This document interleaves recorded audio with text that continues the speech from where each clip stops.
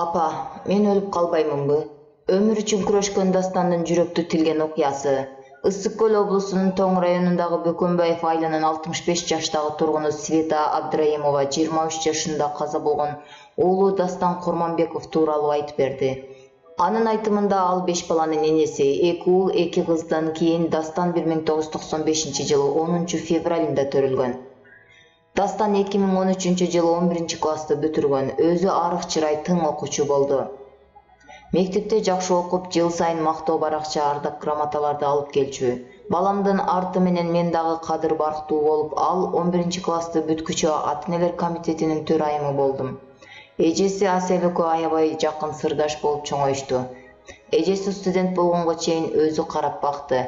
Дастан 2013-жылы июль айында тест тапшырып, экөөбүз документтерди алып Бишкекке бардык. Биз Дастанды юрист болсо дечүбүз. Өзү документин Исхак Разаков атындагы Кыргыз мамлекеттик техникалык университетине тапшырып, аны 2017-жылы аяктады. Дипломду өз күчү менен жактап, ийгиликтүү бүтүрдү. Окуусун аяктаган соң айылга келебес алып кет, андан кийин деле иштейсиң десем, ал апа жумуш издейм, резюме таштайм деп болбой койду. Окуусун аяктар мезгилде телефон чалып, апа мени Москвага магистратурага 2 жылдык окууга жиберип жатышат. Мен азыр шартым жок деп, сиздин номуруңузду мугалимге берген жокмун деди. Анткени 2017-жылдын 7 февралында эң улуу агасы каза болгон эле.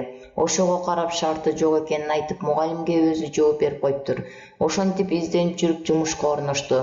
Жумушка жаңы киргенде мага азыр акчасы маанилүү эмес.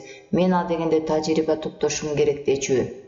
Анын жетекчиси Феликс Владимирович 4 ай иштесе дагы 4 жыл иштешкендей болдук. Ушундай тың акылдуу жигит. Мен Дастанга ишенип, Италияга иш сапар менен кеткенде тапшырма берсем, долбоорлорду аягына чыгарып даярдап коюптур. Дастан жасаган долбоор аркылуу чет элдиктер менен келишим түзүп иштей баштадык. Аз убакытта эле чоң жетишкендиктерге жеттик деп аябай ыраазы болгон, деди ал. Ошондой эле Света Абдраимова уулу 11 ай онкологиялык оору менен күрөшкөнүн айтат.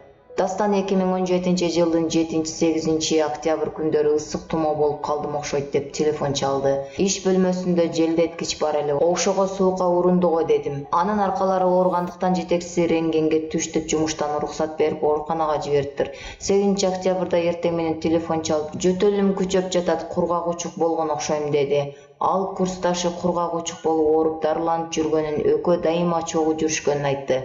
9 октябрда жеке ооруканага көрүнүп анализ үчүн кан тапшырыптыр. Ал жерден дагы рентгенге түшүптүр. Жыйынтыгы чыкканда онкологиялык ооруканага консультацияга баруу керектиги боюнча жазылганын окуп, эжеси экөө ишенбей кайра дарыгерге киришкен экен. Дарыгер дагы тастыктап томографияга түшүүнү сунуштаган.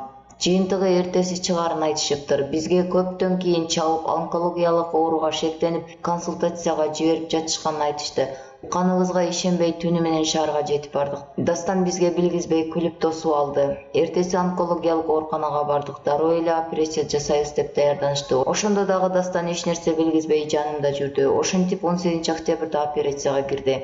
Кан токтобой профессор Бейшембаев Мукаш Итыкулович кирип, канын токтотуп, операцияны бүтүрүп чыкты. Дастан кайра жандандыруу бөлүмүнө жаткырылгандан кийин профессор Мукаш Итыкулович мени чакырып, балаңыз жаш экен, шишиктин негизги бөлүгү алынды, буюрса жакшы болот. Операция үчүн $500 бересиз деди.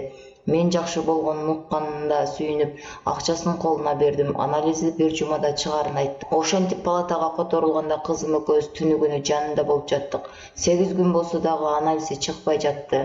Дарыгерлер анализди Москвага же Казакстанга жиберүү керектигин айтышканда 40 000 сом таап учак менен кетирдик. Жыйынтыгында 20 күндөн кийин чыгып келди. Анда Дастанга юинт саркомазы, залалдуу шишик деген диагноз коюптур. Бизди дарылайт деп илимдин кандидаты Алмазбек Алтынбаевке өткөрүп беришти. Дарыгерлер консилиум өткөрүшүп, Дастан 55 000 сомго биринчи химия терапиясын ала баштады. Уулум оорудан абдан кыйналды. Жалпы 7 жолу химия терапия алдык. Болгон каражатыбызды жумшадык. Аягында 20 жолу нур терапия алды. 10 күн алганда аябай кыйналды. Аны токтотолу десек чыдап дагы 10 жолу алды. Экөөбүз 11 ай бирге болдук. Күн сайын Кудайдан өмүрүн тиленип жаттым. Балам ушинтип ооруп калат деп ким ойлоптур? Үйлөнүп үй бүлө күтөрдө ооруп, эмгектери, окуусу, кылган аракеттери текке кетти. Ооруп жатканда апа, мен өлүп калбаймынбы деп сураса жүрөгүм ооруп, ага көрсөтпөй ыйлап алчумун. Бирок анын айыгып кетишине үмүтүбүз чоң эле. Анткени организм жеш болгондуктан ооруну жеңет деп ойлодук. Ошондогу өзүнүн жашоого болгон үмүтү бар, көз караштары эч эсимден кетпейт. 2018-жылдын 3-сентябрында саат 13:30 чамасында онкологиялык оорукананын короосунан үзүлдү. Артында туяк калбай 24 жашка караганда бул дүйнө менен кош айтышты. Толук анализи чыгып келгиче эле өтүп кетти. Химия терапия эч кандай жардам берген жок. 11 ай оору менен күрөшүп, абдан кыйналдык. Сүйлөшкөн кызы бар эле. Кеткенине жыл айланды. Ар бир сөзү, көздөрү, күлгөнү, кыймыл аракети ушул күнгө чейин көз алдымда турат. Классташтары келип эстелигин коюшуп, Куран окутуп кетишти, деди Дастандын апасы. Булак турмуш.